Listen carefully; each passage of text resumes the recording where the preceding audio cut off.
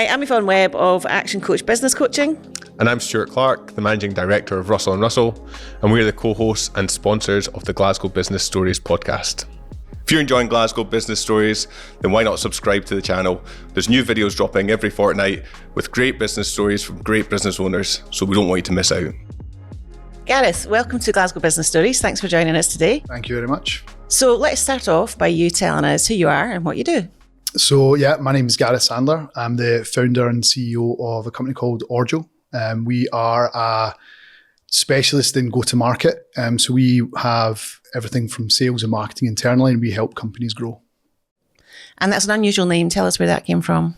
So it was usually the first question anyone ever asks. So it's actually the way that my son, Archie, used to say the word orange, Orrjo. So when you're trying to think of a company name, you literally rack your brains. There's so many ways to take it, and whether people name it after like their surname or whatever it might be, and there's no right or wrong. But I was so keen to build something that was hopefully one day going to become a bit of a brand, and I wanted something that was unique. I wanted to be able to get the .com domain and all these different things. So I wanted something that was weird and wonderful, and I think hopefully landed on it with Orrjo. Think so. So tell us what led you to start your own business? What did you do beforehand, and why did you choose to go out on your own? Yeah, so I've probably got a relatively mixed kind of background. I think if I go back to even as early as like being at school, I wasn't ever particularly academic. I think, and like friends watching this will laugh, is I literally failed everything. I think I came away actually with one hire scraped by. And actually even recently I turned 40 in January, and most of my friends had been turning 40 over the last few months, and we're sitting having drinks and stuff for one of my friends' birthdays, and we were laughing about it, to be honest. Now obviously you can laugh because you're kind of a little bit further on in your life and stuff, and things have gone okay. But at that point you're really worried and not sure what's going to be right or where you're going to go, and you're a little bit lost. But for me, I was just never academic. I just couldn't learn the way that traditional school setting taught you. And again, both my parents were teachers, so you can imagine the feeling of anxiety, as you can imagine, in the house throughout most of my life, to be honest with you. So when as I say, I scraped by in school. I don't think I did homework once in all my time at school. Again, whether I'm proud of that, I don't think so, but it is what it is. So I scraped enough to get into college, then scraped enough to get into university. And my mum would just always talk about, just get that bit of paper. And back then, like 2003, I left school, and some of the team were probably just born at that point. But yeah, and then I went to uni, and so I think I went to uni in 2005 or something, after a couple of years at college. And I definitely had matured a bit more, so I'd kind of started to, I guess, learn in the more traditional settings. But I went to Cali Uni, and we've actually done some work with Cali and stuff, and we did a keynote speech talking to the lecturers at Cali last year.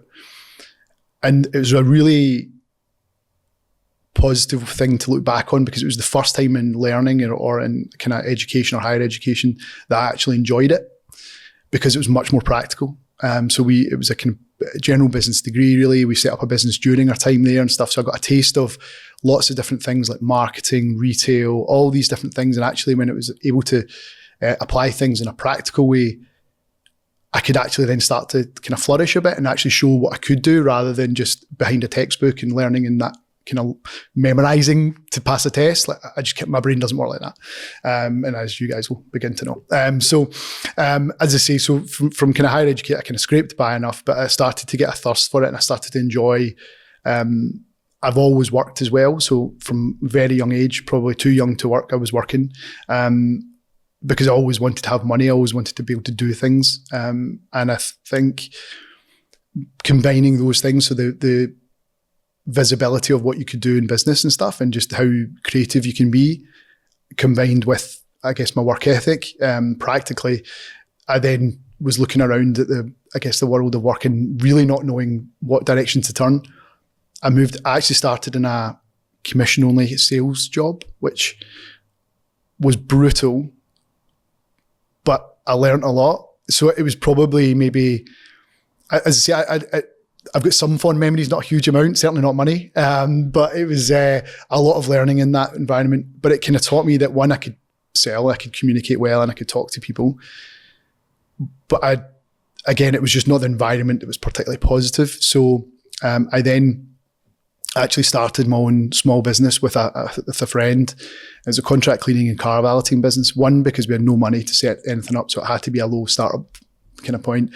Two, we didn't have a clue what to do, and we didn't know if it would work or whatever. And we actually ran that for a number of years. We won Young Entrepreneur of the Year for Western Bartonshire back in 2008 or 2009, I think it was.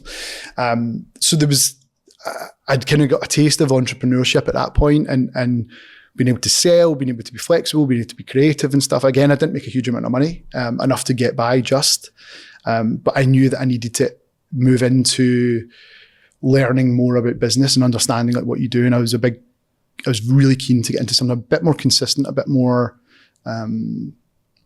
regular probably in terms of paychecks and stuff. So I then got my first job in a tech company based in East Kilbride, a company called Gale, who were later acquired by a company called Ideagen. And again, I met amazing people there. I got kind of first opportunity to get into like what I thought was like the kind of corporate world and learn. And it was amazing. Like I was only there a year, but it was just unbelievable. Met some amazing people. Dave McConaughey, I don't know if you know him. He gave me my first shot, and I still keep in contact with him. So I'm forever grateful to him. And then after that, I moved to another company in Glasgow for about 6 months. And again, it was good. It was a bit more money and stuff, and a bit more. I was doing more field-based selling. I was down in London a lot. I was starting to see that, and a few of my friends had started to move to London as well. So I would go down and see them, and we'd go out and get pissed and have a laugh, and I'd try and work and stuff anyway. But it kind of gave me a bit of a flavour of what down south would look like and stuff, and the opportunities there that were just much richer, to be honest with you, certainly at that time. And then I moved, decided I got a job down south in my kind of mid-20s. And I was down south for about 12 plus years. And I worked for a company that was scaling like massively. Like, they were actually an Irish-based company called Fleetmatics.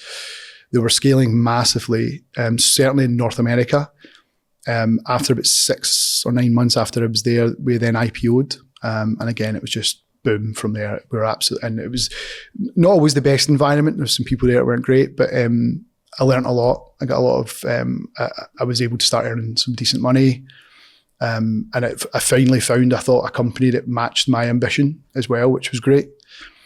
And then we were acquired by very large American telco, Verizon.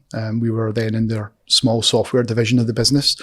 And I then kind of late 20s, early 30s moved into leadership and started running running teams across UK, Ireland, Benelux, Spain.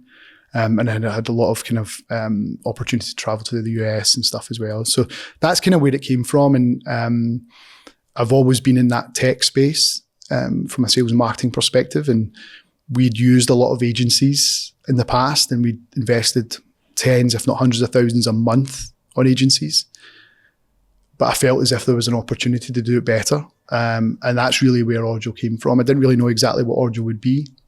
When I first started doing some consultancy, supporting clients, supporting some founders that may be looking just for a bit of help. They didn't really know what direction to turn. And then I just kept seeing the same pattern around stuff. So then that's where our services started to kind of build from and mature from. So that's kind of where Orrjo came from. It's a long story. So, but I think just kind of giving you the context hopefully helps. And what was the triggering thing that made you leave and decide to set up by yourself then?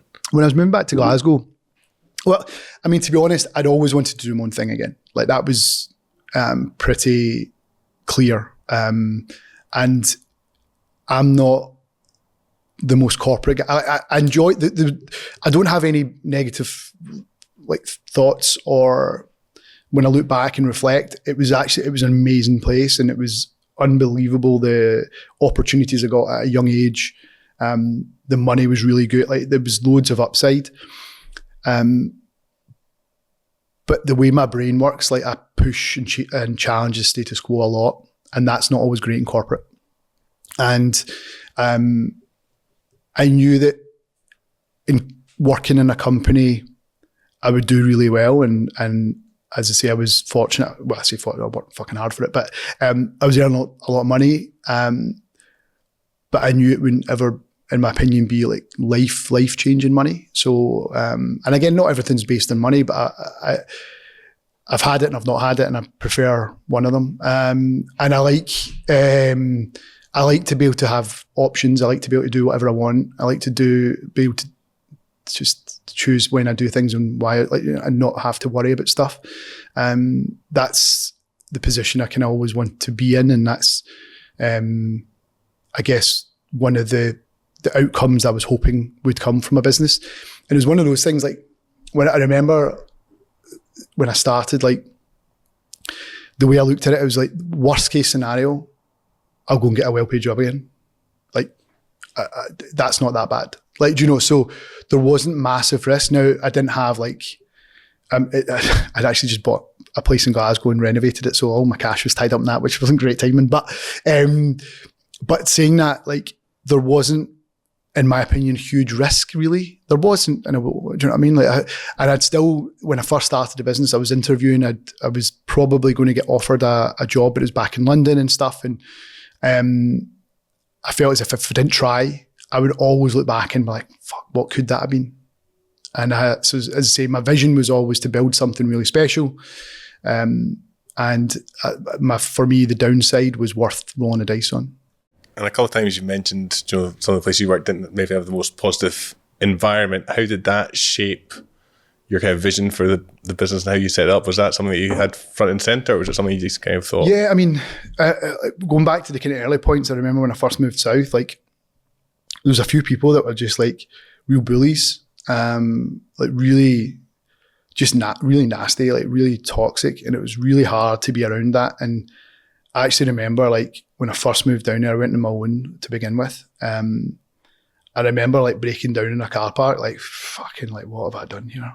What have I done? This is an absolute nightmare. I'm going to work. I'm getting people, like, being, like, just really just obnoxious, rude, pretty nasty and stuff. And you're also in your mid-20s, so you're kind of like that.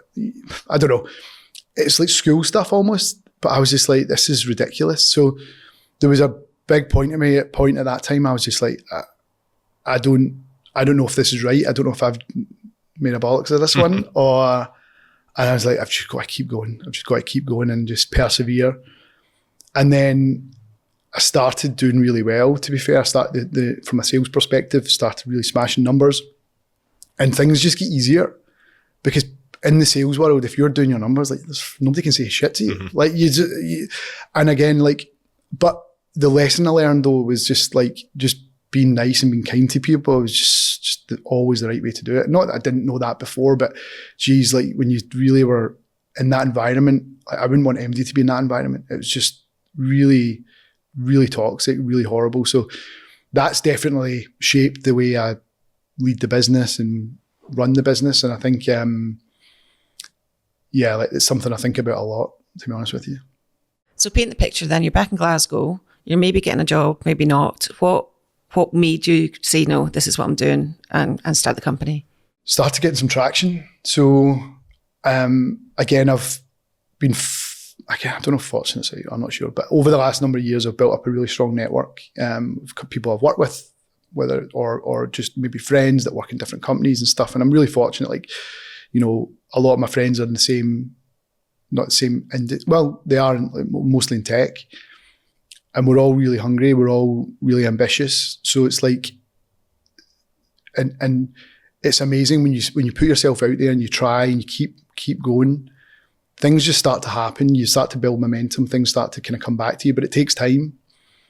I started to, and again, because it's just selling. And so I was really used to that. And I was like, there's definitely appetite here. There's no doubt in my mind.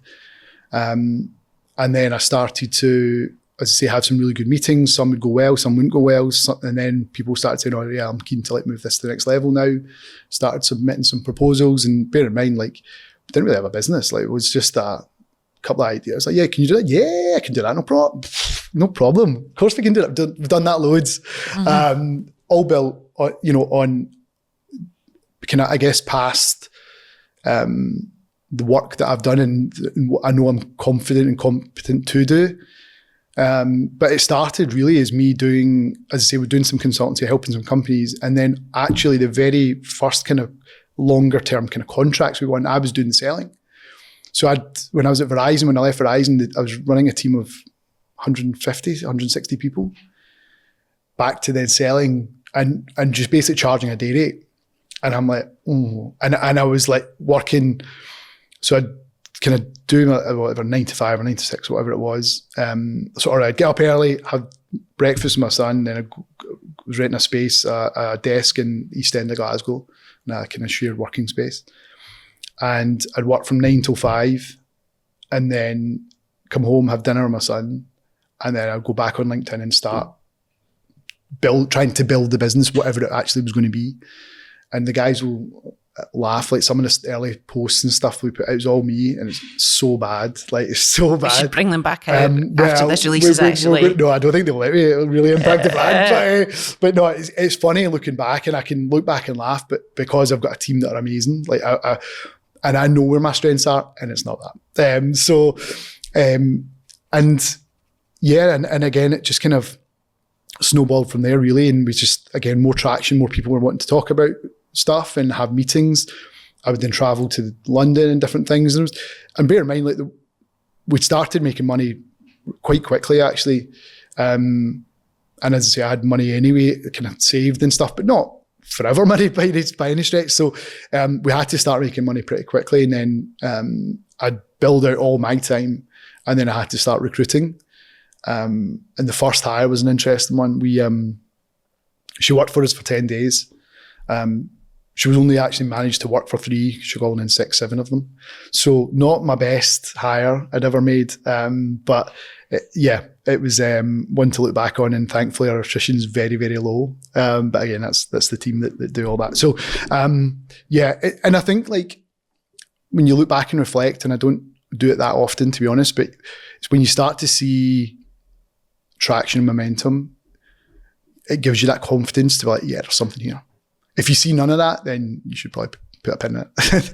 Yeah. I'm keen to talk a bit more about the team in a bit, but I think what would be helpful is if you bring to life for us what your services are and actually what you do and who your customers are.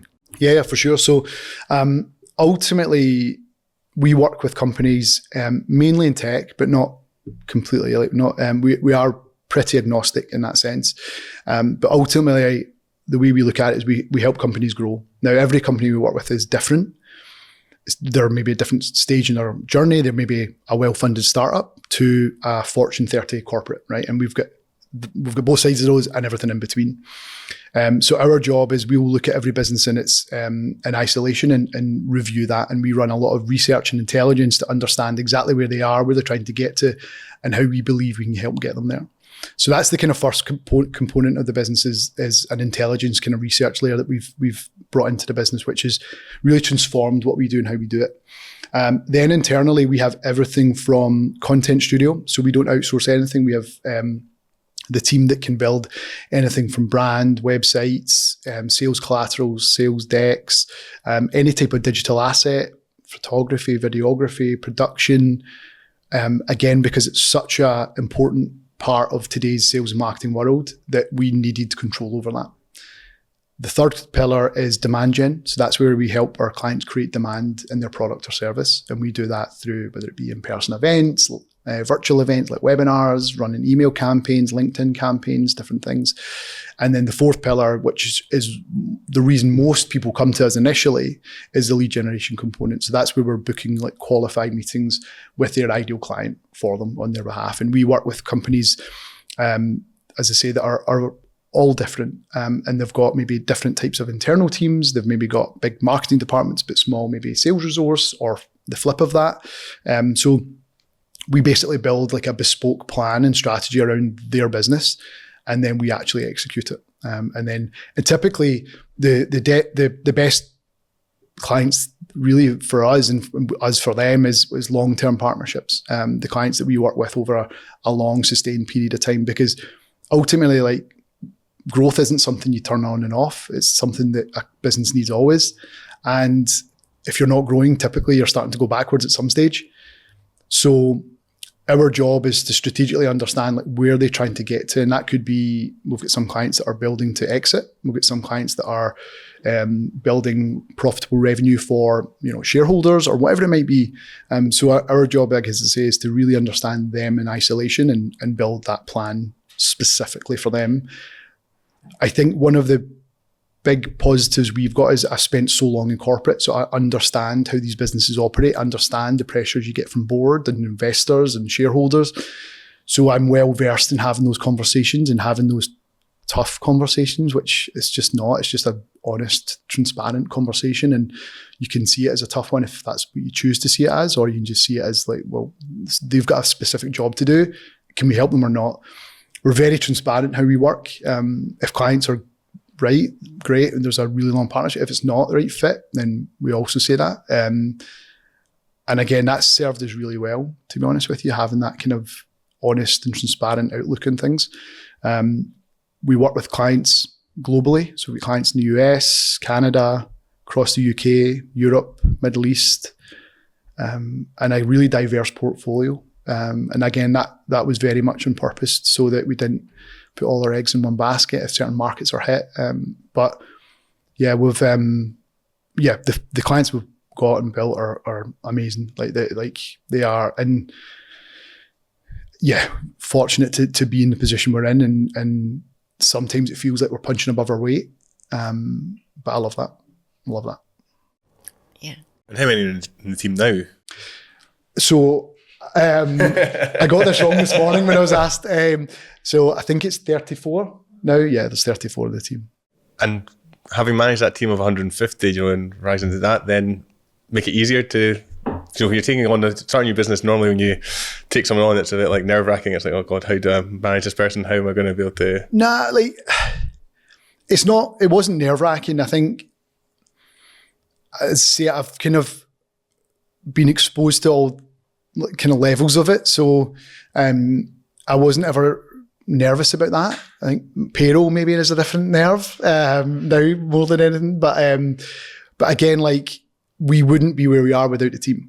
But fundamentally, and that's maybe an obvious thing to say, but we wouldn't be the strengths that they bring to the team, to the business, to me, is I guess, not to hopefully sound too cheesy, but is our kind of superpower. Is no doubt in that. And Mel, our ops director, will talk a lot about it. She, we have to always be human first, and people buy into us as a team and trust us as a team, and that's served us so well. And people just trust us because ultimately there's no other motive. We want to help companies grow, right? There is zero other motive.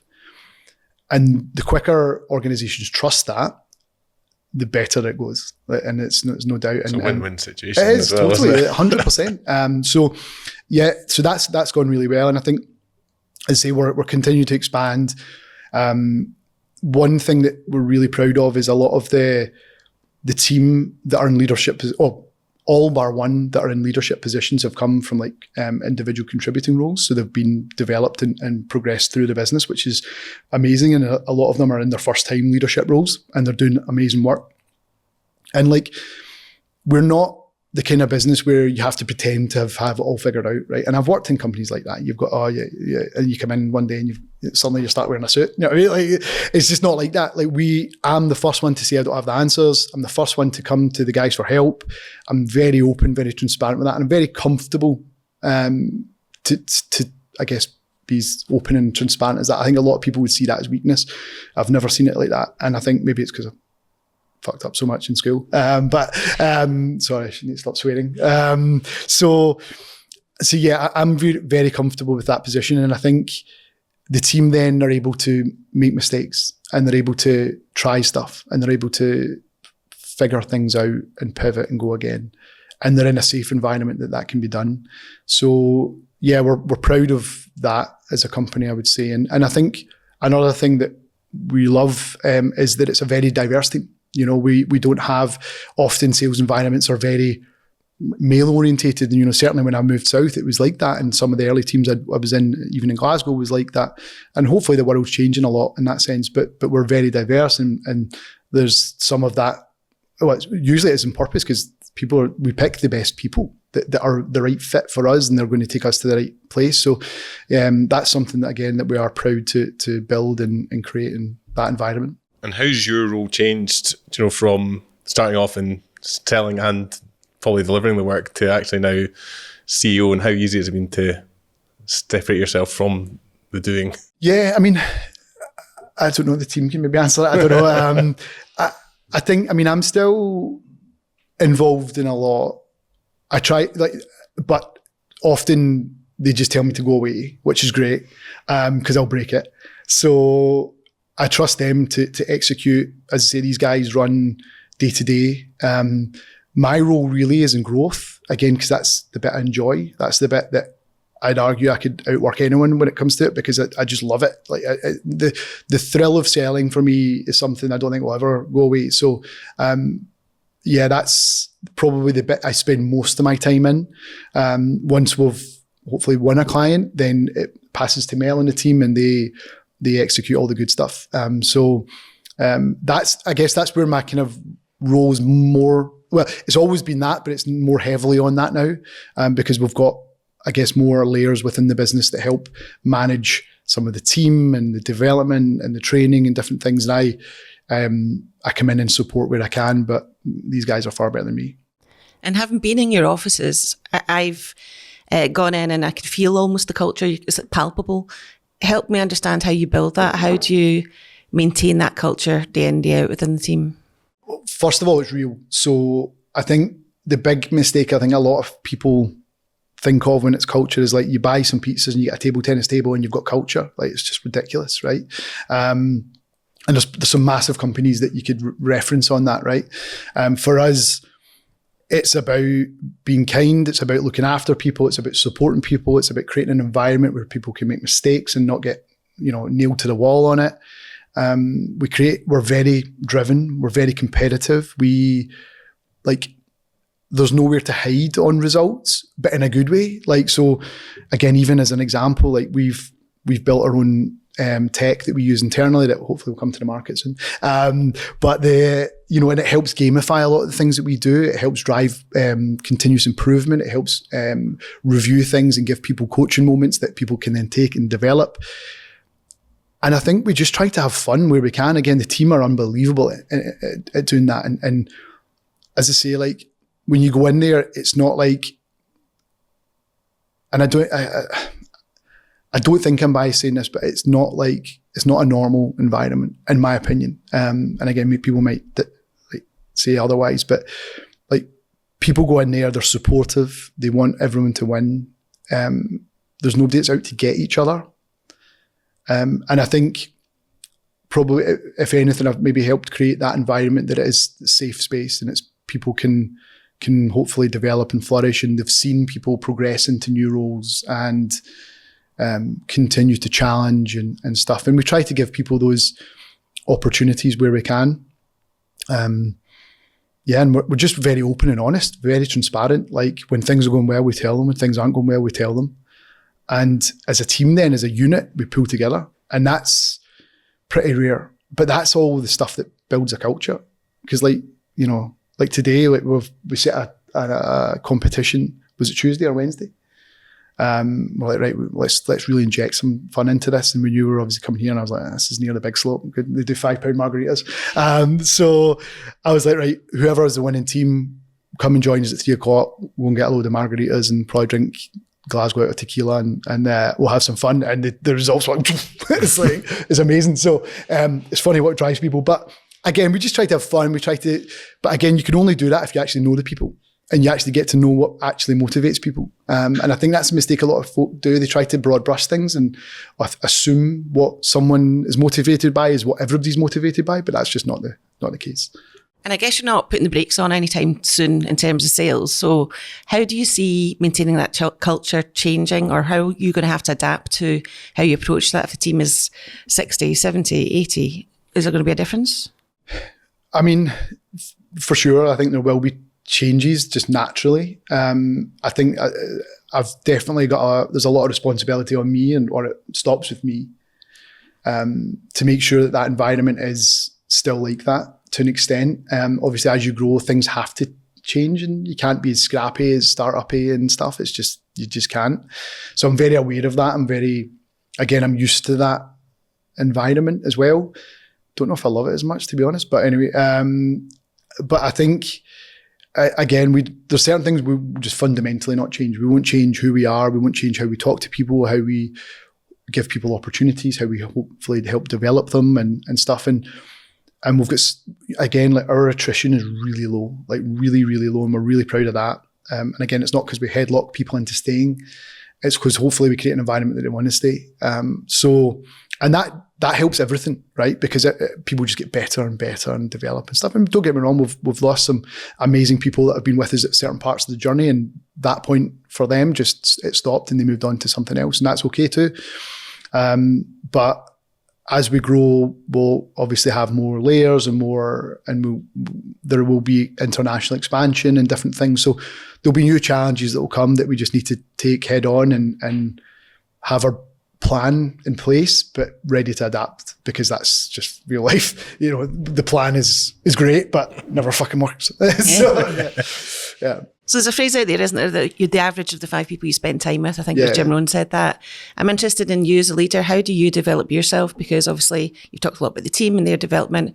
What about you and your development and your next leadership version of you? How are you working on that? So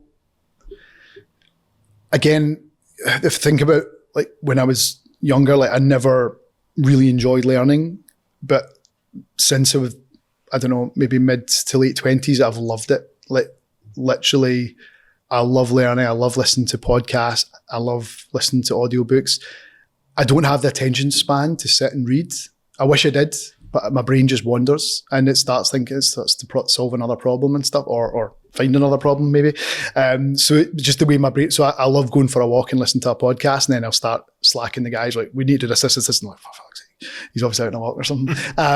So yeah, I've got a real kind of thirst for learning when it comes to that. I follow some really inspirational people that I think, and there's always certain guests that I love in certain podcasts and stuff that I love to follow and listen to, and I think they're great. And I spend a lot of time speaking to people, networking. I've got mentors, and I guess I'm always learning. Like I also learn from the team as well. Like, you know, these guys are doing things that I never could, so I'm learning all of that stuff as well. And like, as I say, I'm really comfortable that I don't have all the answers, but I love, and I've got no problem asking how things work or why things work like that and stuff like that. So yeah, there's a real thirst for learning. And I did say, like, anyone that is really honest knows that they don't have it figured out.